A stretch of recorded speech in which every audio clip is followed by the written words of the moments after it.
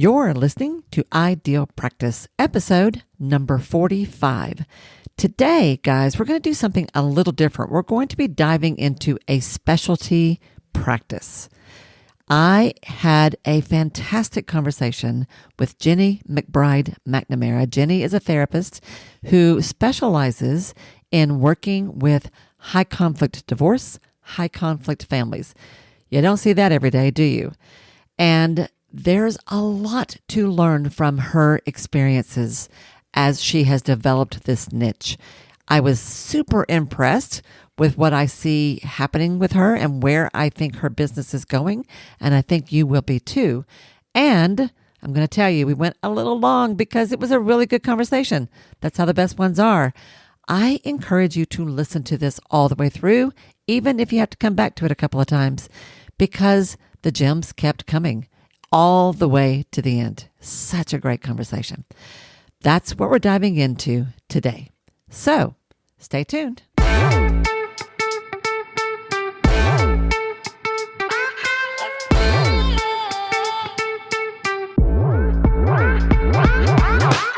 Hi, I'm Wendy Pitts-Reeves, and with over 2 decades of experience in the private practice world, I've built my 6-figure business while learning a lot of lessons the hard way. This is the first podcast that shows you how to apply the principles of energy, alignment, and strategy to build a practice that is profit-centered, but people-forward. This is the Ideal Practice Podcast. Hey guys, and welcome back. This is Wendy. Thank you so much for tuning in to yet another episode of the Ideal Practice Podcast. You know how much I love hanging out with you all this week. Do you know that? Do you know? Because I do. I would rather do this than almost anything else, to be honest with you. And today is no exception. Today, you get to hear a conversation that I had with Jenni McBride McNamara. Jenni is a licensed marriage and family therapist who works out of the Twin Cities area in Minneapolis. And she works with a population that a lot of therapists are really, kind of reluctant to dive into because it can be really complicated. It can be really draining energetically and somewhat intense. And honestly, there's a real opportunity here to do some real good. This work does not come without its challenges. And hearing from Jenni, her very honest description of why she got into this, why it's important to her, how she's handling it, just some of the nuts and bolts about how she's handling a very complicated and booming practice, some of the life lessons that she's drawing from it, and where she's going next, because things are changing. They have to. When your business evolves over time and you reach new levels of success, you have to grow. And that's exactly what's happening with Jenni as well. So lots of good stuff here that I think you're going to enjoy. I will tell you there were a couple of little glitches off and on along the way where the sound quality is not what I would like it to be, but they're fleeting and hopefully it won't bother you nearly as much as it bothers me. So just a little aside about that. And with that, let's get into the interview. All right. Hello, everyone, and welcome. This is Wendy. And as you heard in the intro, I am so excited to be able to introduce you today, someone who is new to me, but who I have already thoroughly enjoyed talking to and getting to know. And I just told her a few minutes ago, I think all of my coaching clients in her area know her because her name keeps coming up in several different ways with people I know in her region. It's really been kind of funny. So I want to introduce you to Jenni McBride McNamara. Jenni, go ahead and say hi. Hi, everybody. I'm so glad to be here, Wendy. I'm really looking forward to this conversation with you. Thank you. I'm so happy that you're here. It's taken us a while to get here, but by golly. We made it. We made it. There you go. So Jenni, start us off by telling everybody who you are, where you are. I love that part, and a little bit about what you do. Okay, great. So I'm Jenni McBride McNamara. It's a long, very complicated name, but that's what it is. I am a licensed marriage and family therapist in Minnesota. So I'm in the Twin Cities area, although kind of thanks to COVID, I have clients all over the state of Minnesota. And I specialize in high conflict relationships, high conflict divorce, all that kind of stuff. Mm. High conflict relationships and high conflict divorce, which is something that most of us run from, I've right? heard that. Yeah. Yes. Which is why I wanted to talk to you because I've been in the field for 30 years and I can probably count on one hand the number of providers I know who dive into this work and happily do so, competently do so, and willingly do so. So I was really, really excited when I learned about your work. So tell us, so you have an active private practice now, right, in the Twin Cities area, Mm-hmm. right? Yep. How did you get into this? Why high conflict? I got into this work a little bit kicking and screaming. So I became a therapist after my own high conflict divorce. And what got me thinking about therapy was that I found that my needs weren't getting met. So I wanted to kind of move past my high conflict relationship and find myself again. But everything I was tapped into was sort of keeping me in the swirl of the high conflict other person. So it was all about narcissists, all about all the bad things they do. And I mean, it was like being immersed in the trauma over and over and over. So I thought, well, there's got to be a way. And that's a little bit how I am. Like, if there's a problem, I want to figure out a solution. So I was like, you know what? I'm going to go to grad school and become a therapist. I'd had a good therapist at the time. Oh, that's right. This is a second career for you. I forgot that. Yeah. Oh, second or third. Second or third. Yeah. Yeah. And so then I went to grad school to become a marriage and family therapist. And I say kicking and screaming because while I was in grad school, I was still kind of going through some of the stuff in my own personal life. And I thought, oh, I don't want to be anywhere near this. Then I opened my doors.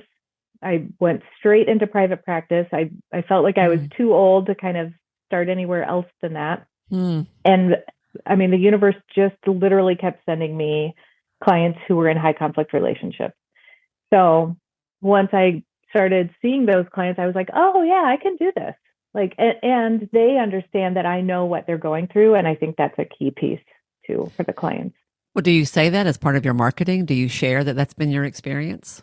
I am not super overt about it, but what I do is I use phrasing and validation that indicates to them that I know what I'm talking about. And so for instance, I will say to someone, oh, does your soon-to-be ex-partner use a lot of very formal language? And they'll say, oh my gosh, yes. Interesting. And so that's how I kind of vet myself to them, just by knowing more about what they're going through. So that's important. I think that's worth highlighting for a second. So what you're talking about is your messaging, and that the way you talk about your services and the way you speak to your potential clients online or in any of your copy uses language that they recognize because it's their words, it's their experience. Yes. You're not just saying, I'm a licensed psychotherapist who can help high conflict families. You're like, do you feel this? Do you hear this? Do you get this? And they're like, oh my gosh, how does this woman know me? So you have to say, I've been where you are. Right. Your language shows that you get them. Yeah. Yes. That's good. That's really good. That's really good. Yeah. And that's by design, because I don't want it to be about me. You know? And that's, as a good therapist, we stay clear of that. And so I don't necessarily want someone coming to me and saying, you and I have the same story. I want them to just know that I know what they're experiencing, and I can help with that. I love this. And the reason, I think this is something that we often miss. We talk about marketing from time to time here on this show, and that's not what I was going to talk about today, but this is an important lesson. We as healers, if you don't this is a business aspect as well. Like, it's not just like, it's not about me, it's about you. But from a business perspective, from marketing, it needs to be about you. And I, as a potential client, if I'm looking at your copy, I need to know that you understand me. So one of my, Wendy's, complaints about the way too many of us tend to show up online is that we all sort of sound alike. We all sort of say the same kind of thing. It's very hard for us to distinguish ourselves one from another in terms of who we serve, how we work with them. And high conflict by itself is such a clear niche. Like that's a little bit easier to define. But I actually think every healing arts professional has their own unique thing that they bring to the table. And I think learning how to talk about it's important. So in your practice now, so are you working with both members of a couple who are going through a divorce? Are you working with the kids?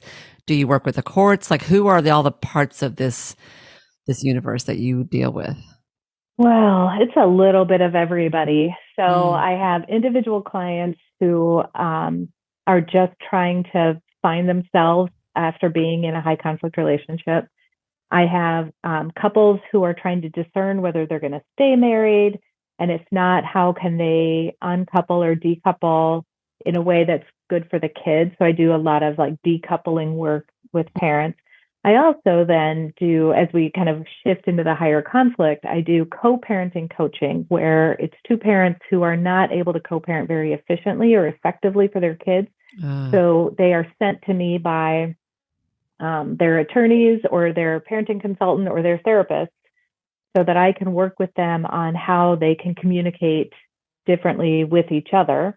I have court involved and court ordered cases where I will do, in Minnesota, we're calling it PCRR, which is parent-child relationship repair therapy. Okay. Globally, it's known as reunification therapy. Okay. And so that's, I would say, 99% court ordered. And so I have a whole process for working with those folks where I work with what we call the in-parent, the out-parent, and the kids. Oh, I haven't heard that term before. Okay. Yep. I am trained as a mediator and a parenting consultant. So if I'm not doing any therapeutic work with somebody, I can do that work. So in our community, a lot of us therapists who work in high conflict have other trainings so that we can perform a different role in a family if necessary. So you do work with the whole family if you need to. Like you get them all in if you need to. That's yep. Yeah. And the kids, no matter what ages they are, anything like that. You know, I typically like 12 and above. In one of my previous careers, I was a middle school English teacher, and I love middle school kids. Absolutely love them. So I'm not, you know, I've had kids of my own, so I can do okay with the littles, but I think I can resonate better with middle school and above. Yeah.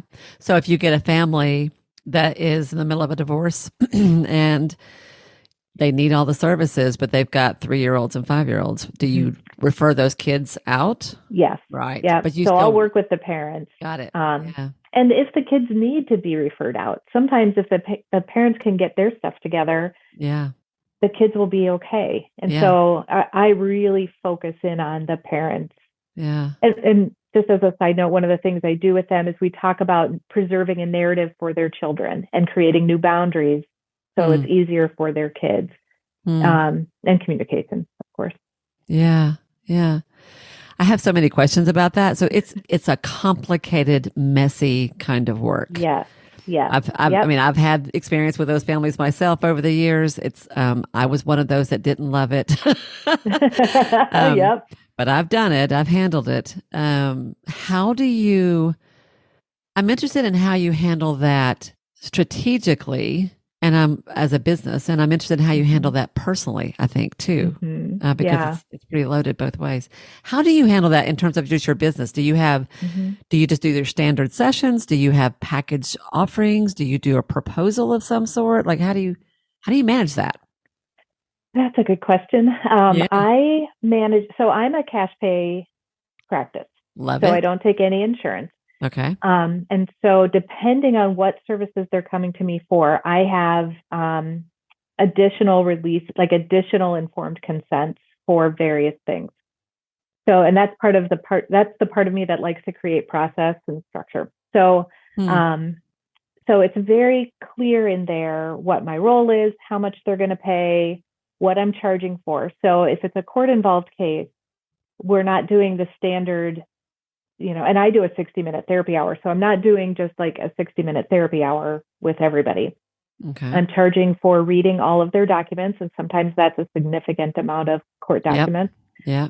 I typically will meet with each parent if I'm doing kind of parent work alone for Okay. 60 to 90 minutes.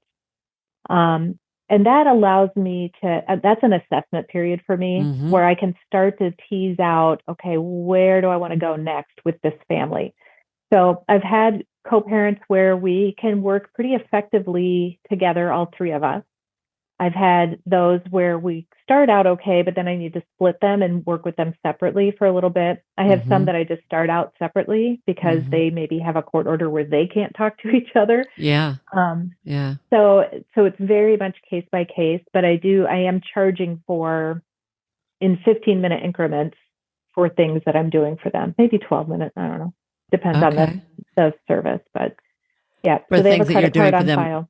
like outside of a session, things Yep. you're charging. Okay. Awesome. Yeah. So Wow. I just had a case where I had to talk to various other therapists who were involved, case manager who was involved, a social worker who was involved. And so, yeah, all of that gets charged back. Got it. So there's not one kind of comprehensive fee. There's along the way, but you Mm-hmm. are charging for your time, whether or not Mm-hmm. you're actively in a session with somebody, because there are all these different parts. Yeah. And how do you bill for that? Like, do you just send the bill to us or like upload all the charges to some kind of a central location and they can fight about who has to pay for it? No. No, no. Oh, No. heavens. No. So I use Ivy Pay as my fee collector. So it's time of service. So that said, in complicated families like that, it's usually laid out in the court order who pays what percentage of the fees. Okay. So if I am charging them $200 for something, I might have the court order say one parent pays 39% and the other one's paying 61. I had to do math there for a second. And so that's pretty easy. So then I do the math on my end and in my progress notes, I'm like, okay, parent A pays this amount, parent one pays this amount. Got it. Okay. Okay, good. That's really interesting. That sounds like a lot to handle also. But so It is. systems are one of your strength, right? That's one of your Yeah. things. Yeah. Yeah. Yeah. So, and I do have to keep track over time of how much I'm charging each person and who's paid, like, because sometimes, of course, the cards don't go through and then, and then we're a little behind and we got to figure that out. Yeah. So you keep a card on file. Mm-hmm. You document everything. You process the fees as you go. Mm-hmm. Do you have a tip for managing something that complex? Do you have a particular tool that you use or a particular system that you're using to keep track of it all? Because I can see how that would get messy too. Yeah, I am using like Google Sheets. Yeah. So Yeah. I don't have like some other program I'm using. Yeah. When I get a case like that, I just set it up and I know what percentage it is. And I have in there like date, what I did, what the total was, what does one parent pay, what does the other parent pay, and then also have they paid. Yeah. Okay. That doesn't sound so hard. Yeah. Do you track your time with anything in particular? No. No. Which means, I'll be honest, I probably leave some time on the table. Like I probably slightly undercharge. Yeah. But I also am not very good at like hitting the stopwatch and saying, I'm going to work on this for 10 minutes or 12 minutes. And like, attorneys, they have a little machine that they're like constant, every 6 minutes, they've got to be doing It's something. nuts. And that's not me. Well, that's why I was curious about that because I know how hard that is to do. I have a VA who is phenomenal and she will, I love this woman so much. And I get from her every month, I can go and look at it at any time. There's a very clear spreadsheet, a timesheet that shows me exactly what she's been working on, exactly how much time it took. Which is very, very helpful to me. But I have been on the other end of that where I'm trying to track time like that. And I know how hard it is to do. So I was curious about that. Yeah. Yeah. My VA does the same thing. And so, I'm a little squishy. And I think part of why I'm squishy is because I like to rewrite things. I like to kind of look over my notes. So I don't always like charge for that. Everything, Yeah. Because I just know my process would end up costing them a lot of money because it's my process. So, but I do charge them for, okay, if I spent an hour and a half reading your stuff, I'm charging that hour and a half. Yeah. Yeah. I think this is helpful to hear about because this is one of the challenges of working with this kind of Mm-hmm. situation because he says she should pay, she says he has to pay. Yeah. Each lawyer says we'll fight it out in court, and in the meantime, you're like, no, somebody needs to pay me now, right? So, Right. Yeah. And so yeah. I always, not always, but I always ask for any court order that includes me Mm, or includes somebody like me. So sometimes mm-hmm. the court order will be they need to go see a co-parenting coach. Doesn't really Right. matter who. And then the judges are really good at saying who pays what. So occasionally I have to ask the parents, and it's called a PICS ratio. So Hmm. it's parental income for trying to determine child support. Yep. So Yeah. and so I'll ask the parents if they're not, if they don't have a restraining order against each other, I'll just say, what's your PICS ratio, and is that how are you paying me through your PICS ratio, or Mm, has the court said it's 50-50? mm. Okay. I haven't had Okay. anybody try to fudge around with that, because it's in a document somewhere.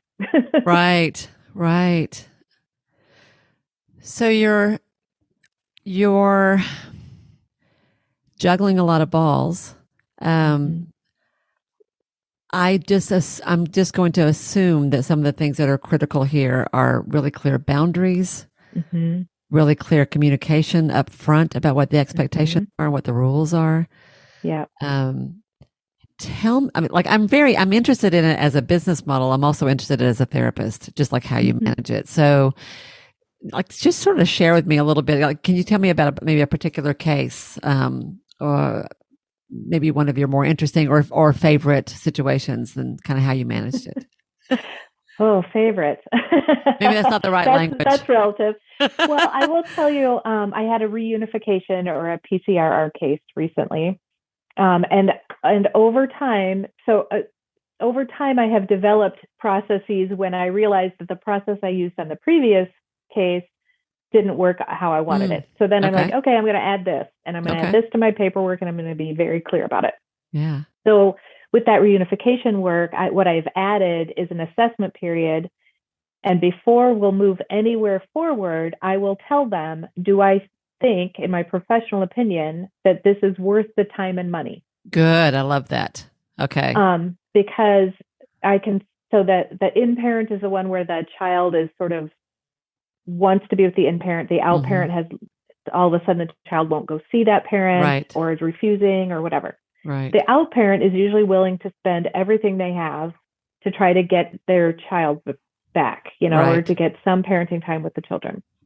And so, a lot of factors go into whether I tell them yes or no that I'll move forward with them. Mm-hmm. But this particular case, there were two children, and I met with the kids. I talked to everybody under the sun who'd ever had fingers in this case, and I decided, this is what I told the out parent. I said, one of the children is 16, um, a lot of mental health issues.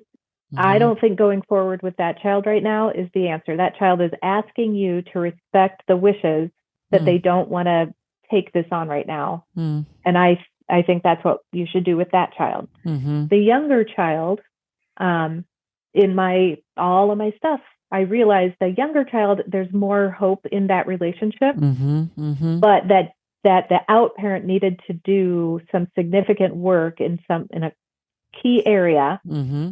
before the out parent would be ready to parent that child, and that Okay. child would be ready to trust that parent. Okay. So what I recommended is the out parent does some intensive work with me or somebody else. They chose One on me their when I get own. back, Right. um, for some amount of time. And then when I think they're ready, then we can work on some little communications, like a Right. letter from parent to child, Right. Baby something steps. small. Yeah, like Mm-hmm. a little video that the out parent sends or something. Right. Right. So that's sort of how I'm handling that case. So because what I have learned is I don't have to stick with a case, um, to the detriment of what I now, like in my professional opinion, I think Right, your they need. therapeutic opinion, your clinical skills. Right, right. Yeah. So, and that's Yeah. what's tricky with the court-ordered stuff is because you're court-ordered to do it. So you have sort of a dual ethical responsibility. Mm-hmm. Mm-hmm. But I also make clear up front, these are my rules. This is my process. So sure, you have a court order to see me, but I'm happy to explain to the court if I don't think that's the right answer. Excellent. So there are lots of things I love about this. And I used to do a lot of court ordered work with teenagers. There was a time when like probably 70% of my practice was that at one point back in the day. So I know what that's like. Yep. And there was a whole way I would work with, like, you got to be here anyway. We might as well make the best of it. Here's how we're going to handle things, like that kind of thing. But what I love about this is I love that you are creating, I think you use the phrase assessment phase, like an assessment period, which I kind of think we should all do in a way, like some kind of the first phase of your work together where you're deciding what the problem is, what's the best way to move forward, and what you're willing to do or what you're best suited to do for that particular case. So I love that. And then also I think that serves your clients because none of us are saying we know exactly. We're going to take a moment to figure this out, right? Before we just dive full in.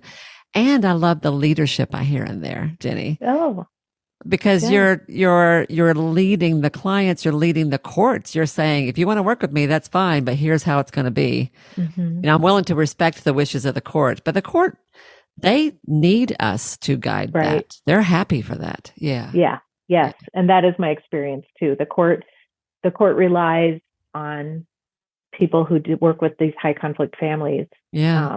Because it's not a judge's job to understand the dynamics. Yeah. The attorneys are advocates for their clients. So it's also not their job to understand the dynamics. Their job is to fight for their client. Right.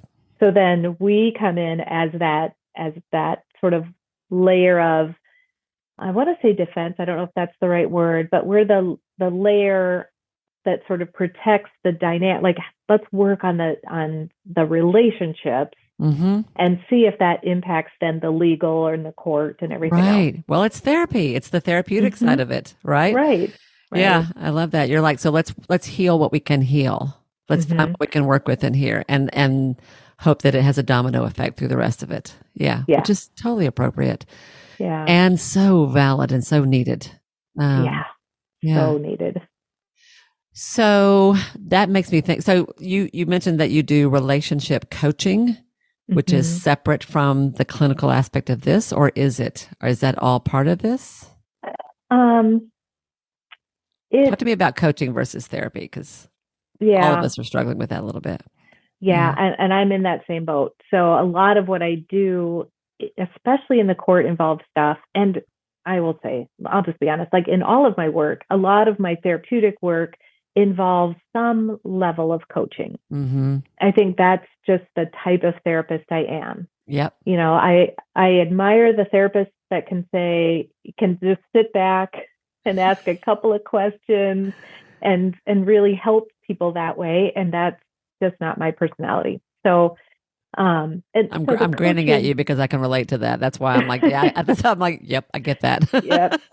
But I also am not an advice giver. So the coaching that I do, whether it's all coaching, which means I'm not going to kind of go back into their family of history. We're not going to do a genogram. We're not going to, this is like, I can't talk to my co-parent in email. Can you help me? Right. That's coaching. Yeah. But even with my clients who have been my clients and they say, now I got this email, what do I do? Yeah. Then we talk about the merits or not merits of how they want to respond. And so that's where the coaching comes in on the therapy side. Straight up coaching is, I am here to help you with this problem. Whether it's court ordered or not, my job is to help you with this concrete problem with some strategies and techniques. Got it. So it's more practical. It's more in the moment. It's more action oriented. Less about insight, more about action. really. Yes, it's Yeah. very action oriented. Like, Yeah. if you do this, they do that. So Yep. let's try you doing something different because that's how you change the pattern. Yeah. There you go. So tell me about the course that you have created. Mm. Yes, Yes. I love my course. So the course is called High Conflict Relationships, Rescue, Recovery, and Restoration. I almost missed my R's there. I developed this course based on the clinical work that I do with people who are in high conflict relationships. So these are the people who come to me and say, my ex is a narcissist, or my ex is behaving in ways that don't make sense, but I don't have any sense of self anymore. I have no friends. I've been completely isolated. Mm, I don't have any access to the money. I don't understand. So, yeah. so the course is for those people. The course is what I'm gifting to my 14 years ago self Oh, I love that. because I didn't have that. Mm, So the course it goes through it's 7 modules. It starts with the other because that's how people usually come into the work with me mm-hmm, is the mm-hmm, focus on the other person. What's wrong with that mm-hmm. other person? What personality disorders do they have? What's this behavior all about? So we start with the other. But even in the course, by module 2 of 7, we're focusing on the individual themselves. So yeah, it's a robust course. It's about 7 hours of video. It's got workbooks, quizzes. It can be used, hasn't yet, but it could be court ordered because Hmm. it's got an evaluation and assessment piece with these quizzes. Um, and what I'm really excited about now is that I'm going to build a community around that course so that I can be more live teaching. Yep. And then they have the course too, Okay. because I Uh, really like that. That's well, I that was middle going to school ask you, piece. is this course all DIY? They buy it, download it, and they're on their own, or is there any kind of live element to it? Well, currently DIY, Yeah, but you're changing except that. that they can Yeah. join like a Facebook group and interact with people there. By the first of the year, it's going to be, they'll have the DIY option, but they'll Mm-hmm. also have an option to be in a cohort for like this part I haven't narrowed down yet, a Yeah. 6 to 12 week program where they're doing the course, but then I'm also with them every Yep. other week or something Yeah. for discussion and question and answer and additional psychoeducation if necessary. So is the course designed for one member of the couple, or is it designed for both of them to take it? Do they take it together? Is it like it doesn't matter? They can do whatever they want to? Like, how do you handle that piece? Yeah. Yeah, it's it's for individuals. What I Okay. realized as I was creating the course is that it also works with the person who might be the higher conflict person.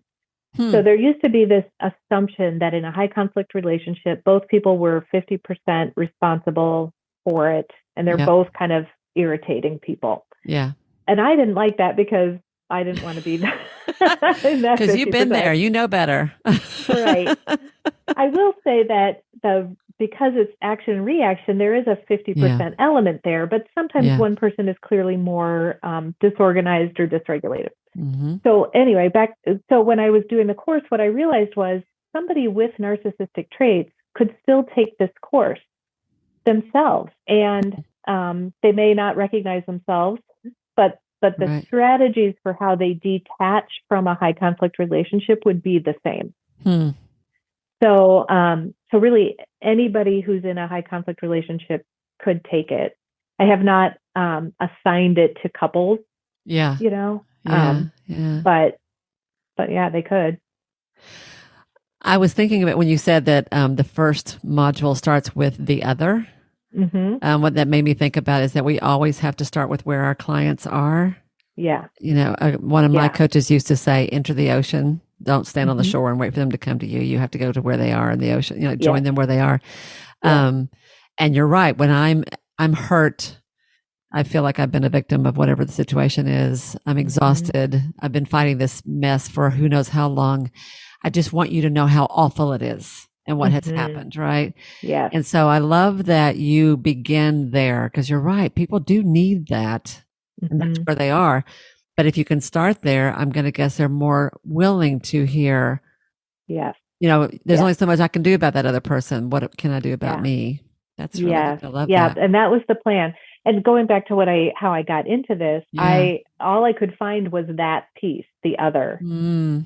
And I was like, I don't want to hear somebody else's other story because I don't like my other. Yeah. You can get so mired in that other that it was like, here's one module of it, and then we're moving on. Yeah, because it's disempowering.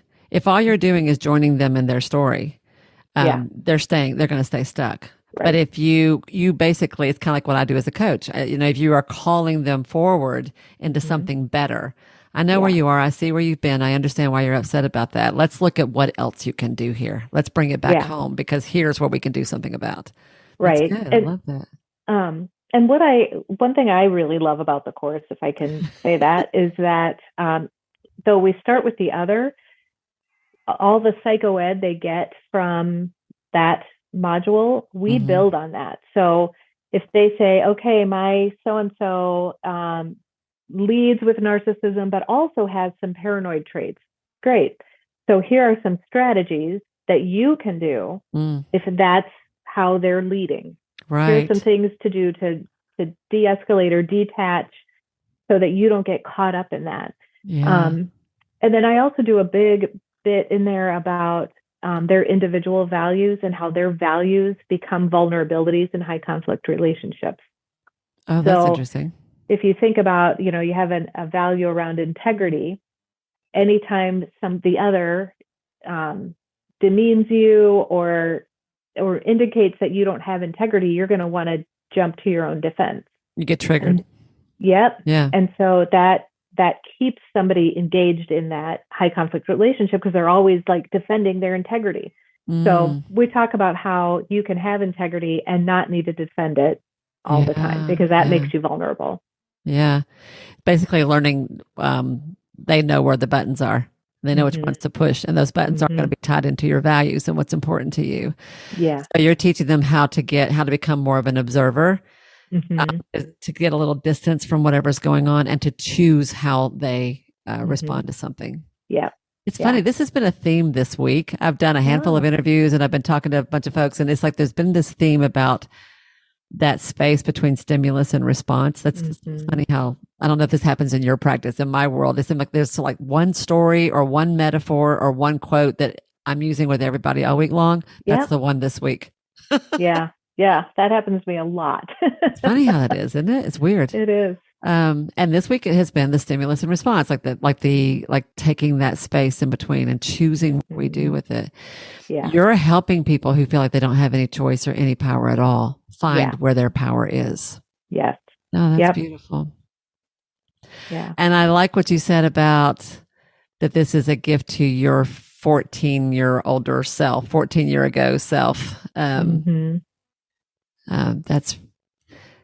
That's gorgeous. And it makes me think, I often, when I'm trying to help somebody figure out who their ideal client is, who are you really meant to serve? Who do you really love serving? Who lights you up? Who are your, the most fun folks to work with? 99% of the time, we might take months to get to the answer, but where we almost always come to is it's us. It's us a year ago or 5 years ago, or when we were in our 20s. It's us. We were the after of our clients before. And that's what you're doing with your folks. Yeah. That's super cool. It's also cool that you're thinking about really creative ways to serve your people. I should ask you, how busy have you been? Well, Wendy, I have been very full for probably 2 to 3 years. The start of the pandemic is when I filled all the way up, because then I could see people in outstate doing telehealth and all kinds of stuff. Yes, too busy. Like, what is too busy? Like, how many clients a week were you seeing at the peak? I have seen 27. Okay. And maybe to some people that doesn't seem like a ton, but the level of engagement I have with my clients is a lot. Yeah. So, I think my ideal is about 12 to 15. Yeah. Just so that I can have some brain space for creating other things and other ways to help people. And I know you know this, but I actually recently just had a major surgery, and I had to laugh because it was like, oh, I guess I need a major surgery to cut my client load. Like, Yeah, that's you have to take bad. some time off. That's right. That's right. That's Yeah, not so how you don't want to get do to it, there. y'all. No, don't do that. Well, there really is something to be said for that. So thinking about caseload, there's like some lessons in this. When you say 27, for you, that's more like 54, right? It can be. It may Well, not I mean, be. just in terms of each one of those cases, each one of those hours, there's another person involved, not to mention the lawyers that are involved and the kids and all the multiple associated hours and phone calls and reports and all. It really is Yeah. not just an hour. And for me, when my practice was at its most full, when I had a full time insurance based practice, the most I ever saw in a week was 26 or 27 ever. Mm-hmm. And that was at the max I was willing to do. I've always liked Yeah. it to be around 20, give or take. I do these days. I'm hearing from therapists who are seeing 35, 40 Oh, people a yeah. week, Oh, which yeah. just makes me hurt for them, you know? Right. But I had a Yeah. feeling in your practice, which is a much more intense, I want to be careful about this because no matter what kind of work we do, Mm-hmm. it takes a lot out of us. Yeah. And everybody has their own different tolerance for how much of this feels right to them.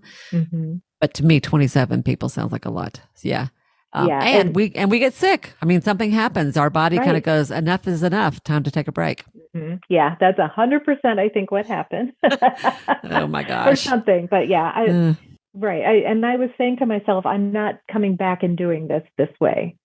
So, that was a little eye-opening for me too, that there needs to be a better balance, a okay. better life and brain and energy balance than what I was doing. Yeah. So talk to me about, so I mentioned at the beginning that I want to talk about how this affects, like there's the business side of it, but there's also the personal side of it. Mm-hmm. So tell me a little bit about this, about how do you manage this energetically? How do you manage it physically? How do you manage it emotionally? How do you protect yourself when you're dealing with people who are wanting to tear each other apart so much? Yeah. Right. Yeah. I will say early on, I practiced very strict boundaries between work and home.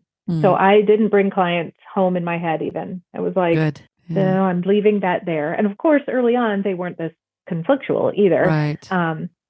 It was more individuals and some couples counseling and stuff, discernment. I will say I've tried to keep that. Now, as I've wandered into more high conflict stuff, they don't have good boundaries sometimes.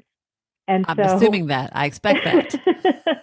so I will get emails at midnight or text any time of day or night. And some of them have an expectation of response. And so I have to not respond. So I'm always very cautious and careful about not training my clients that they can reach me after hours by responding after hours. Good.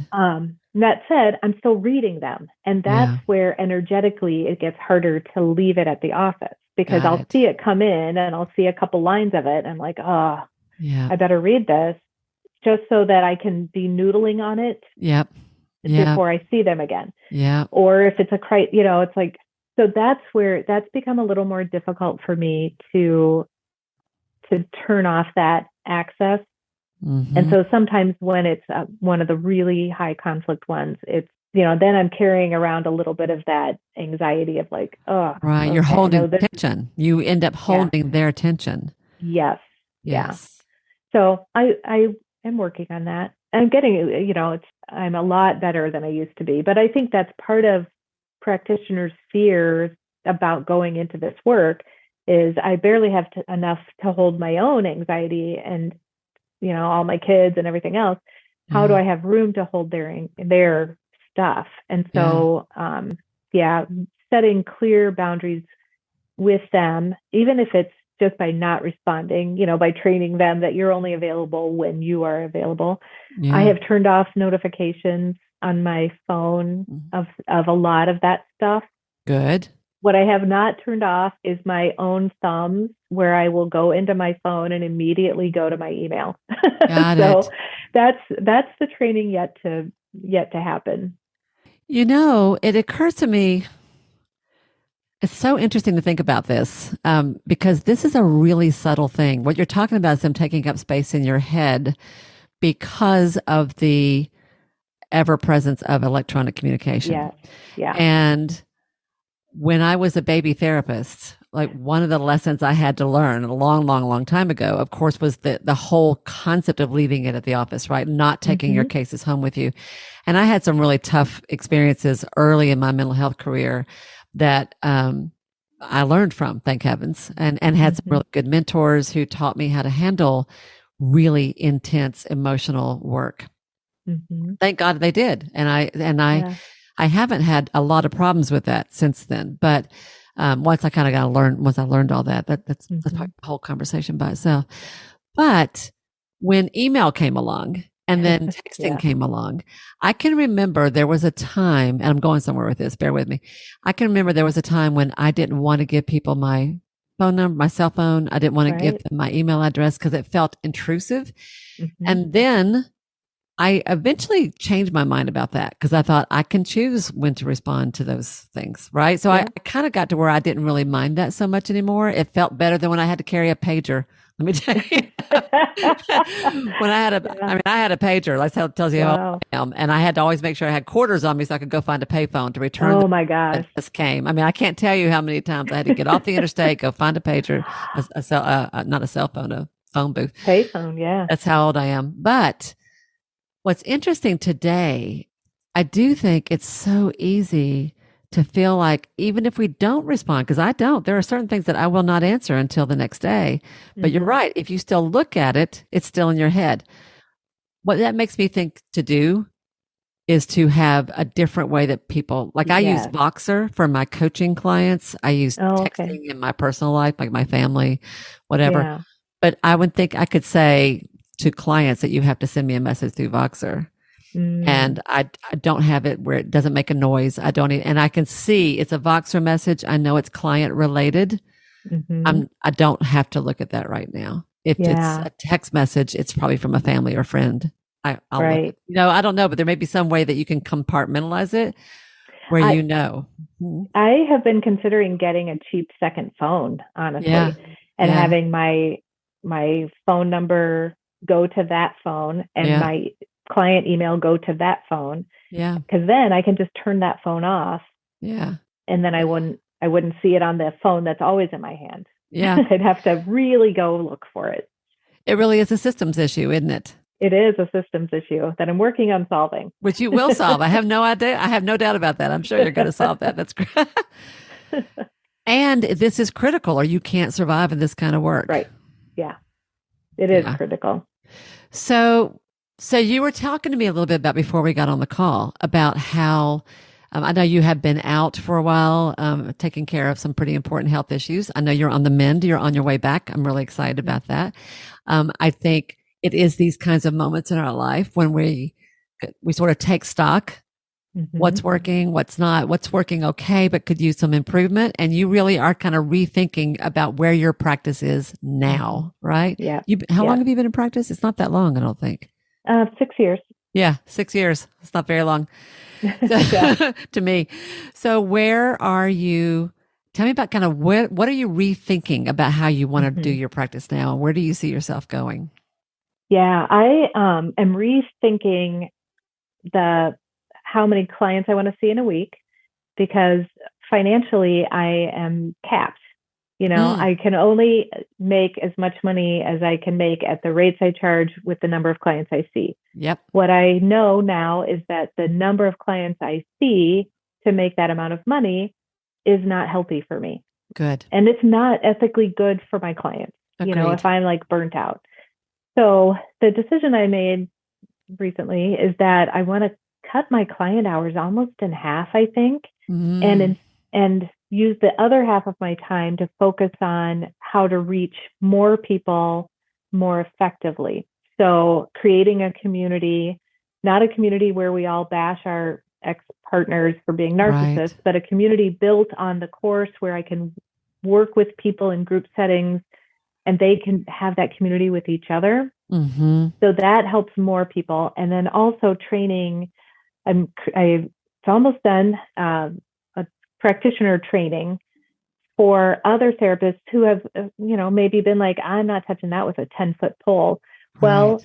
I got some ideas for you, where you Yeah. can touch it and it can be lucrative. And most importantly, it can help people that need help Yes. because this is only getting bigger with Yeah. the way just, society is in general. The conflicts are getting bigger and deeper and rougher. And so there's just going to be more and more need for somebody who could work in that arena. And handle it. Right. Mm-hmm. Like handle it personally, but also Yeah. manage it clinically. Right. Which is where you're going with this. So this is great. You're wanting to cut your client hours in half. That's a really big jump. Yeah. Did How you does see it my feel to face say just that? now? Yeah. I went, maybe. I think. It's the more I say it, the more real it becomes. I have a great VA virtual assistant, and she has for about a year said to me, "You see too many people. You just Wow. you need to stop. You need to cut that down." And so I green lighted her to only allow X number of people per week. Okay. And then my job, and the other thing, even before I went kind of out on leave, was I started to say to clients, I'm not going to schedule you in session for your next one. You'll need to work with my assistant. Because here's what would happen. I'd have 25 and then they'd say, oh gosh, could I get in next week? Yep. I'm like, oh, okay. Yep. I don't ever need to eat lunch ever. I mean, I was never like, I give myself 15 minutes between clients. I see them for an hour, then I have 15 minutes. And yeah, I was doing it back to back to back to back to back to back. So I'm the weak link and I know that. Yep. So, yep. So you started using your VA as kind of a boundary setter for you. Yes. And she was like, you cannot schedule them in session. I'm like, I know. Yeah. So that's retraining. Some of the stuff I'm doing right now is retraining myself as a business owner and as a practitioner. I don't have to, I have the luxury now of not having to hustle for every client. Right. Well, because your rates are healthy. I know that your rates are healthy. You are in a niche area that is underserved and highly needed. So people are going to find you and pay you. You're obviously competent and good at what you do. I mentioned earlier leadership, that you are leading your clients and you're leading even with the courts about what you will and won't do. This is the part of leadership that you're working on now, I think, which is leading yourself. And this is the one where we have the most trouble. Yeah. Right. So as a practice owner, as a business owner, it's my job to also make sure I'm taking care of the owner. Because if I don't, there's not going to be a business to take care of. Right. Okay. Right. So this is good. This is really important, honey. Right. And it's taking care of a lot of things. Like I need to take care of the practice financially so that I can pay my rent and pay my people. And I have to take care of me. And that's been the hard thing. I have privilege taking care of the practice financially over taking care of me. Yes. And I am now going to privilege taking care of me because I think I have a little hunch that if I'm taking care of me, I will eventually be also very well taking care of the practice. Absolutely. So, if I'm expanding my touch, that will financially take care of the practice. But I have to be able to I have to take care of me first. Yep, absolutely. And it is a natural evolution for someone who is so clear about what you do and who has learned by being in the trenches how to do it. It's a natural evolution to take that and turn it into a course. I love where you're going with a membership community, that you're going to start basically creating a new way for people to pay to access your guidance without necessarily taking on the cost of full-blown treatment, right? They can, it's sort of a lower financial threshold to cross for them. Yeah. So it's a way to serve more people at a more cost-effective way for them, but takes less of your time, still does a lot of good, And with the kind of numbers that I know you've got, you said you've got a Facebook group that's got almost 1,000 people in it already. Mm-hmm. Yeah. It won't take long for you to replace the income that you would need to. So yeah, that's my hope.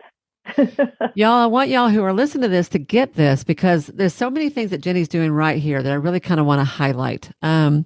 Number one, she took a personal experience of her own and has turned it into an opportunity to serve other people who are going through the same thing.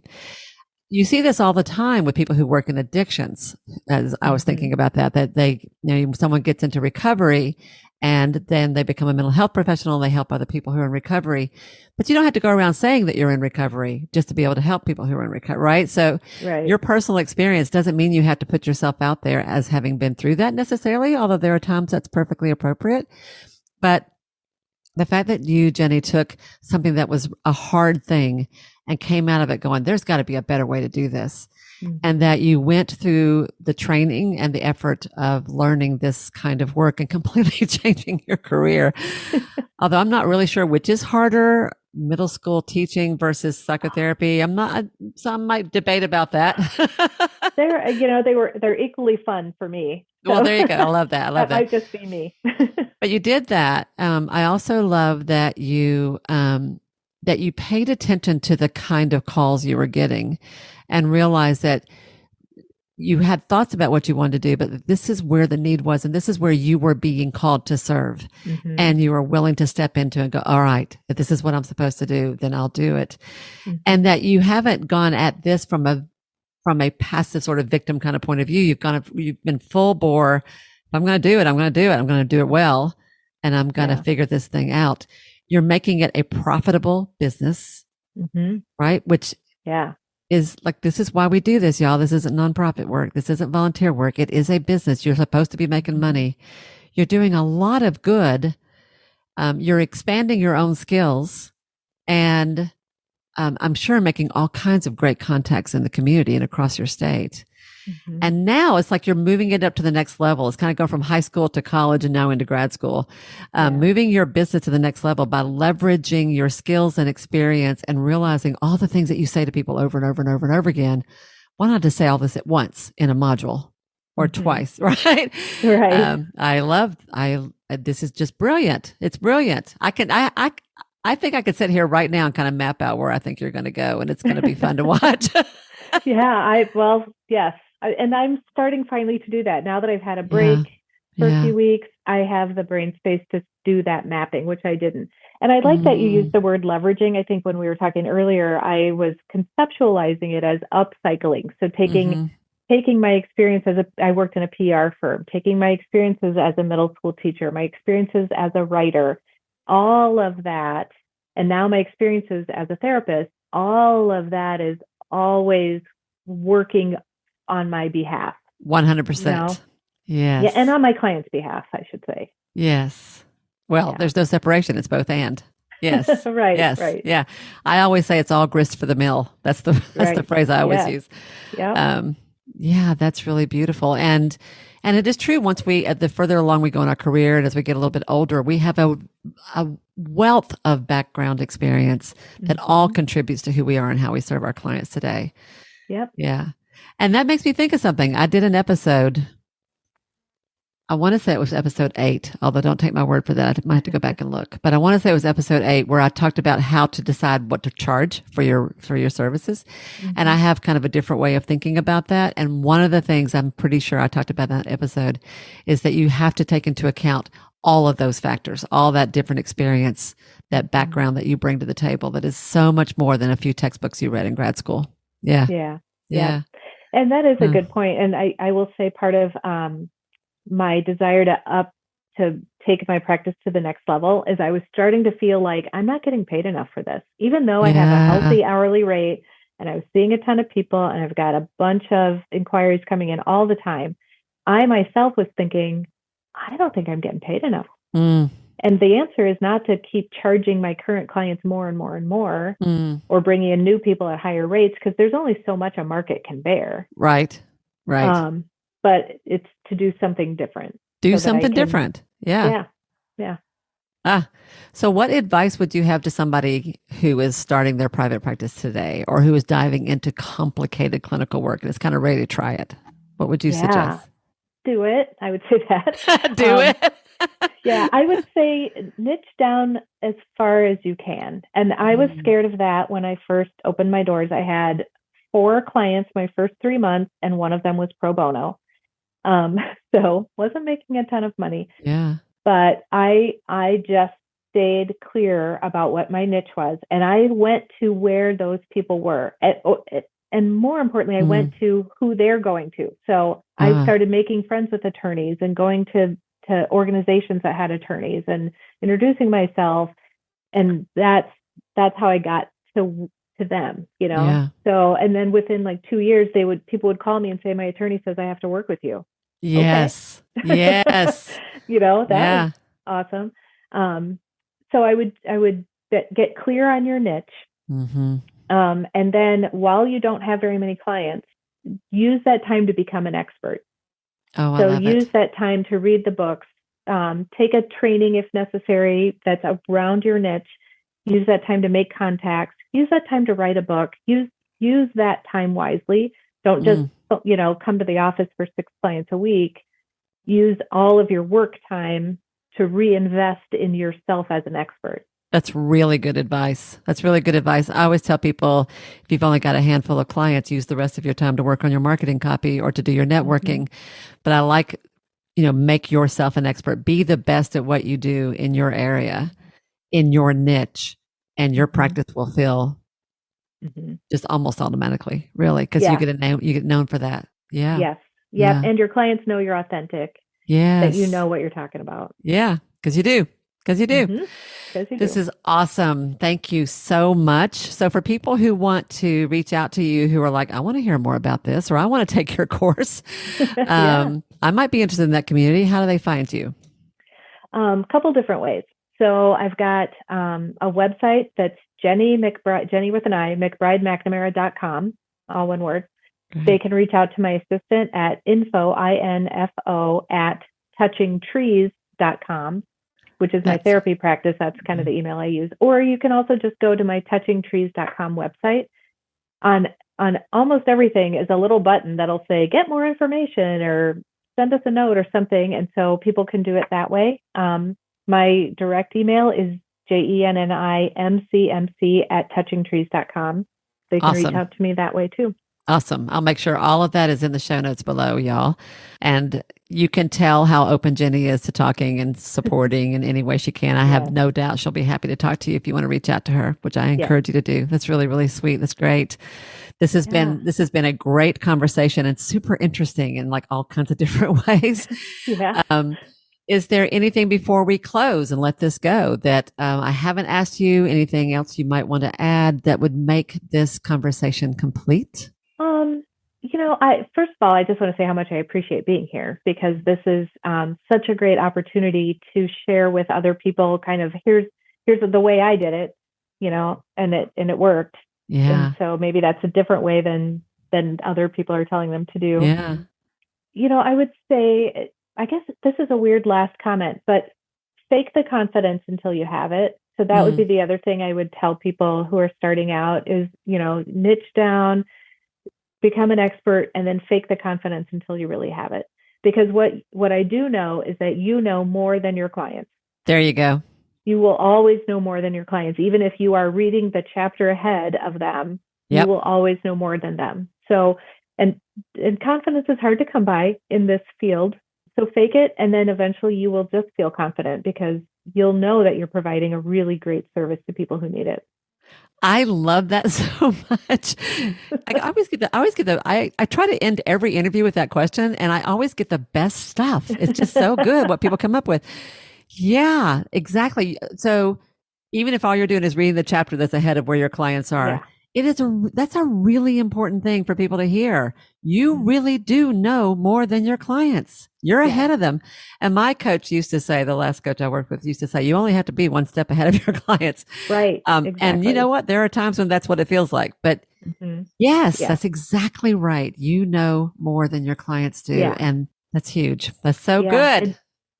And you're a better therapist than they are, because Yeah. Yeah. 9 times out of 10, they're not therapists. So, And I can tell you from experience that if you wait until you feel confident to try something kind of scary or something that feels bigger than you are, you'll never do it, because that's not how it works. You do the thing that's kind of scary and you figure it out and you're like, oh, look at me doing this that I didn't know I could do. Yeah. Right. And I know we're out of time, but I will also say that I started saying to clients' inquiries, I started to say to them, oh, I can help with that. Yes. That helped my confidence, and it helped their confidence in me. So that's just a little thing. Anybody who calls, you say, oh, I can help with that. I can help with that. That's beautiful, Jenni. Thank you so much. That's a great place to stop this, because most people dealing with high conflict families don't feel that way. But when you say it, you become it. Yeah, there you go. That's just awesome. Thank you so much. This has been great. I appreciate it. Yeah, I appreciate it too. Thanks, Wendy. All right, everybody, that's what we got for you today. Thank you so much for being here on the program. I hope you've enjoyed this half as much as I have. There are lots of juicy takeaways here. Take them, learn from them, write it down on your wall. I want you to write what Jenni just said. I want you to take that and put it on an index card. I can help with that, and stick it up on your on your computer monitor in front of you so that you remember that, because the truth is you can. So there you go. Thanks, everybody. Have a great week, and I will see you next time. Bye now.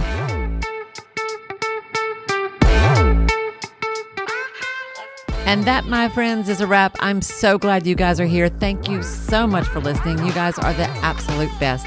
If you've enjoyed this episode, tell a friend about it. Share it with a colleague. And don't forget to click subscribe, because I don't want you to miss a single thing coming up. I got lots of good stuff in store for you.